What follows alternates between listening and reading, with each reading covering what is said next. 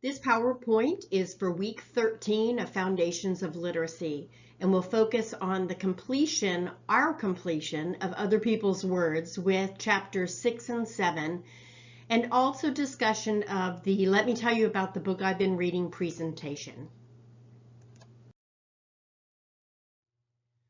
For our objectives this week, students will be able to assess the educational experience and cultural context of Jenny and Donnie, and this is a carryover from last week.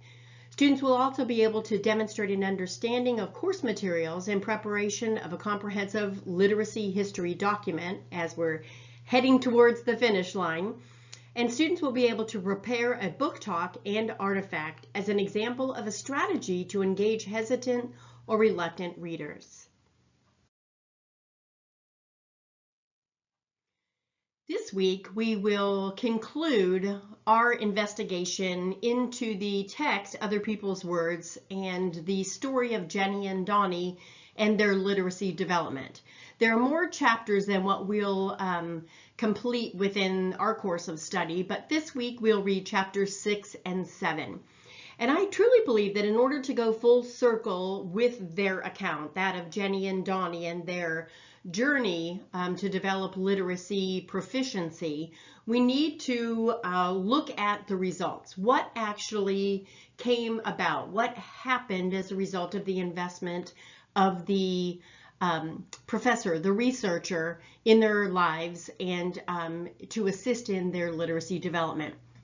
So this week you'll do a final discussion board. I've set up a forum with 3 different threads, and in each of the threads what I'd like you to do is to compose a question for your peers. Call it a quiz question, a discussion question, whatever, however you need to refer to it. But what I've done is set up a framework where you'll design a question around a particular topic or a theme from these 2 chapters. When you get into the discussion board, it'll make a little bit more sense. But what you'll do is create a question in each of the 3 different threads. Then you'll wait a couple of days because you need to give time for your classmates to also design their questions.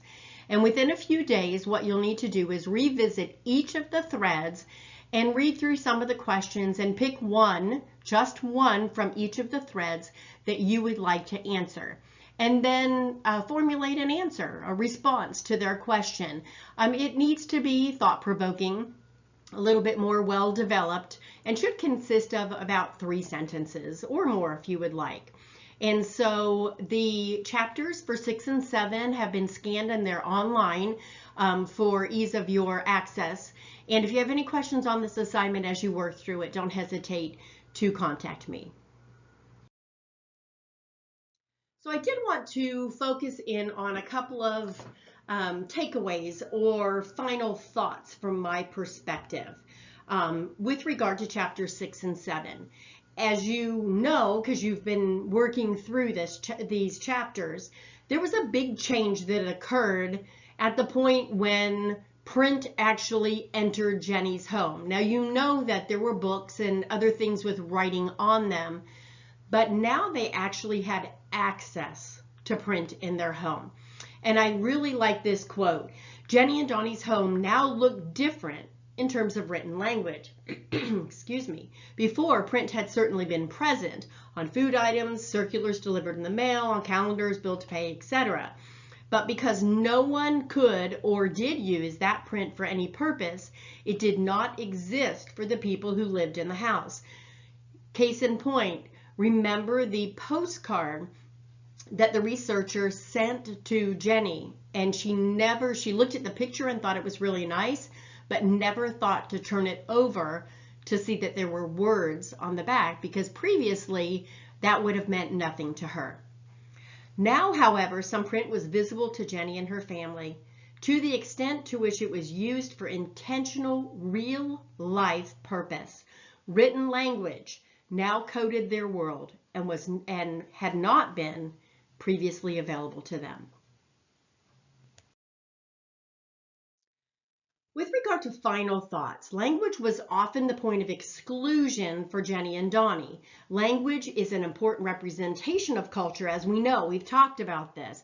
So therefore, their exclusion is not surprising because of the culture from which they came. Because reading and writing are language processes, the fact that language is what excluded them made learning to read and write extremely difficult, if not seemingly impossible, for Jenny and Donnie. So think about this in terms of you as a teacher. Some of you are early childhood and you'll be teaching children to read. Others of you are mid-level and the students should have a pretty good proficiency of reading by the time they get to the class, your class. But they may not have the disciplinary literacy, the literacy of social studies or science or math or music that they need to understand the text to which they'll be exposed in your classroom. So think about Jenny and Donnie. What are the implications of this information for us as teachers who will focus on literacy instruction in our lesson design? Another final thought. To begin to develop as readers and writers, Donnie and Jenny needed to break through the wall that stood between them and the literate world. They needed to see and experience the connectedness of literacy and life. They needed to bring print into their world. Then they could begin to learn to read and write. So again, think about you. Some of our students will not have had much exposure to text. We talked about this with regard to, unfortunately, those that come from a lower socioeconomic status. They may not have had books. Some students will have had books in their home, but they will not have been read to them so that they were not maybe exposed to any kind of print. What kind of things then can you as their teacher do to bridge between the literacy exposure at home and now what they're experiencing at school? The last of the final thoughts that I want you to think about is the fact that Jenny and Donnie, through the assistance of this professor, this researcher, were started on their journey of literacy, but it wasn't the end of the journey. The professor had provided them some access to the rungs on the ladder.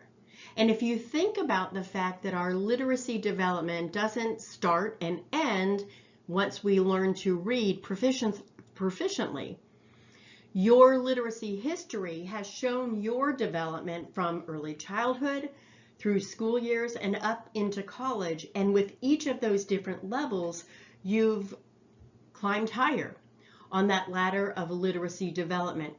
And so with Jenny and Donnie, the professor allowed them a beginning in their journey of literacy. But they needed to make ongoing, meaningful, functional uses of print in their environment. And so as you think about yourself as an educator, think about how we as teachers, as supporters of literacy in our various capacities, how we can make reading and writing authentic, meaningful experiences for our students so that they make those real world, real life connections and recognize the value of literacy development as they continue on through their educational experience and into adulthood. This final thought is the conclusion of our study of other people's words. I hope that as you've read the journey that Jenny and Donnie went through, that it has really piqued your interest, maybe caused you to think in ways you had not thought about before, with the responsibility and the opportunity that you'll have to help students develop the early stages of literacy, or as you mid-level teachers to continue to develop different aspects of literacy. So this journey isn't over, but we are finished with our discussion of other people's words. As we near the end, you know that there are two primary assignments that we're in the process of completing. And we've spent quite a bit of time talking about the literacy history assignment. I actually did a separate little video with PowerPoint support for that last week. If you've not looked at that, that might be a valuable tool for you as you work towards the completion of that project. But we have not talked a whole lot about the let me tell you about the book I've been reading assignment, except for me to encourage you to be reading in preparation for its completion. And there are actually two different parts of this assignment. The first is a written portion, and there is a template online. If you look on the left-hand toolbar on our Blackboard page, you'll see towards the bottom, you'll see a link for assignment guides. When you click on that, you'll see a folder for Let Me Tell You About the Book I've Been Reading. And when you go in there, you'll be able to access the template. Now, this written portion has a twofold purpose. The first is for you to describe and explain your book, to write down some key things. How did you come across this book? What can you tell me about the author? Is there anything unique about the author and his or her experience that sort of led them to write this book? But there are different questions there, and I believe that there is also an example. I filled this out with regard to Frindle, so that it was a book with which you are familiar, but so that you could also see how the template is used to help you organize your thoughts. And so it's to describe and provide information about your book, but it's also to be used as a jump-off point to help you formulate and design your book talk, which is the second part. You will do a 5 to 7 minute book talk, including an artifact. Now, you'll remember from our previous discussion about engaging students and ways to engage students in reading, the book talk was one of the things that I emphasized to you. And I told you that if you have students that are hesitant or reluctant, if you as a teacher could do a quick book talk, or if you could have students do book talks on books that they're reading and share them with each other, it provides an additional sort of encouragement to students that are hesitant to read because they're hearing from the experience of somebody else. So in the 5 to 7 minutes, you'll use information from the written portion, from the template, to sort of formulate that. And of course, we don't want to tell the end of the story because this is sort of a hook to get people interested in reading a book. So pick out some key things from your template that you can share that would engage us and say, wow, that book actually sounds quite interesting. Or, ooh, that's pretty scary and I don't really like scary books, so that would be one I would avoid, but I have a friend who really likes these kind of books, etc., etc. So you will give a 5 to 7 minute book talk, and part of that will be the sharing of an artifact, something that is representative in a visual form. Generally, it's a visual form, not always, that connects to your book. Maybe it's representative of one of the key characters. Last semester, one of the girls read The Diary of Anne Frank. She had never read it, but she had been to the house where Anne Frank and her family hid on one of her journeys, her travels abroad. And so she had real photos from that location. So she made a collage so that as she shared the specifics of the book, she had the collage as a representation. So those are the types of things. One of the girls read The Secret Life of Bees last semester. And so she took an actual jar of honey. And if you're familiar with the book, there's a particular label that was on the jars of honey. And so she did a representation of that label and adhered it to the actual jar of honey and brought it in as a visual, as an artifact. So you'll need to look at your book as a whole and say, okay, what can I do as a representation? A couple of students last semester also did like a playlist, thinking about the plot line and how it started and then what the high point or climax was and how the problem was solved. And so they included pieces of music that could be, if there was a movie rendition of the book, that it would represent the key things in the book. And then they shared the playlist and also which part fit with which part of the music fit with which part of the plot. So there are a number of different ways that you can represent this. I will post a couple this week so that you can have some better ideas and see that as something maybe that will pique your interest or sort of cause you to think of something more specifically for your book. So as we move ahead on this, make sure that you are completing your book first, then fill out the template, and then sort of outline and prepare for your book talk. Now, I have been mentioning a couple of different times I mentioned I wasn't sure if we were going to do a video or what we were going to do. And then last week I said, okay, we're going to do a video. But I did, the more I thought about it, the more I thought some of you may not have access to a way to do a video, or that's not something that really interests you. So what I've done is I will provide opportunities. If you don't know how to do a video and upload it, I will provide that information to you over the course of this week. But I also have opened up some opportunities. Some of you may want to do an actual virtual or live demonstration or presentation.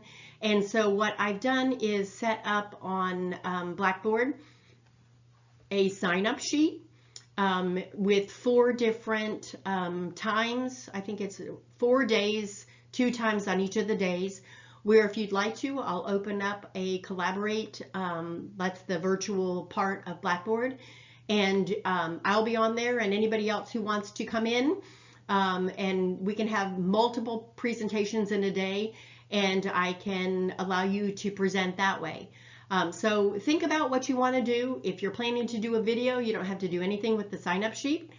But if you would prefer to do a virtual or sort of a live presentation of your book talk, that is definitely an option. If for some reason the time slots that I've set up do not work for you, there's instructions for that on the sign-up sheet. So make sure that you visit that. And as always, contact me if you have any questions about this.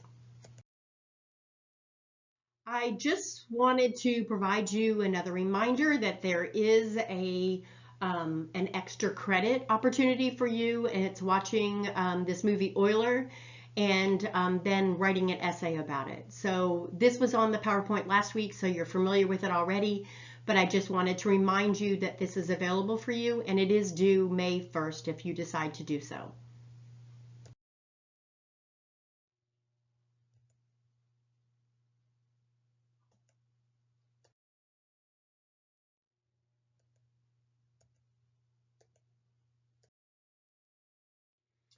I have some great news.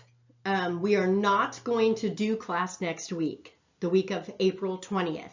I want you to have some extra time to catch up. We've had a lot of things going, and I know some of you are working, some of you have other obligations. So I want to provide you sort of a free week. You do have assignments due that week though, so make sure that you keep in check with those. But we won't be doing a weekly this is what the plan is for the week, and these are some additional assignments.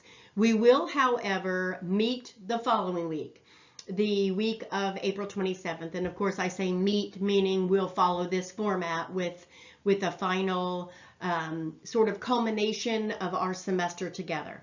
So I just wanted to let you know we will have, as you know already from what I've explained to you, you will have assignments and things that you have to do this week, but next week there won't be any additional. It's going to be sort of an out of class week where you can play catch up on your other assignments. And then just some reminders of due dates. Keep these in mind. I had inadvertently put the wrong date on when you're supposed to upload your rough draft. So make sure that you see that here. It's next Tuesday when we're not meeting. You'll participate in a peer review, and then you'll write your final copy. So keep that in mind with literacy history, and then you'll see the dates also for our discussion board this week for other people's words, and then the things that we already talked about with the book talk. If you have any questions, please contact me. Have a wonderful week. Please stay safe and stay well.